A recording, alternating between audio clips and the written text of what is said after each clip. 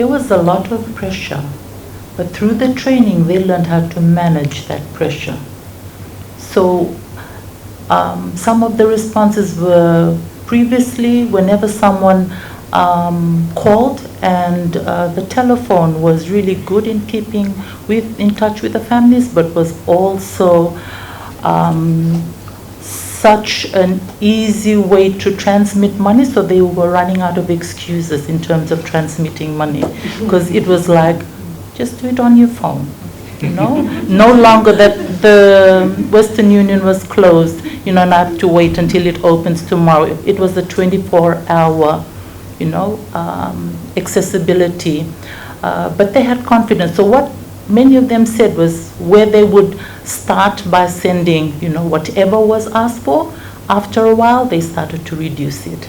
And again, it had to take practice. So it was also easier to refuse from afar than being confronted face to face. So they gradually became more and more confident through the training and through their experience to start reducing the amount of money that we would what we call leakage, in terms of just going out to ad hoc requests from family as well as friends.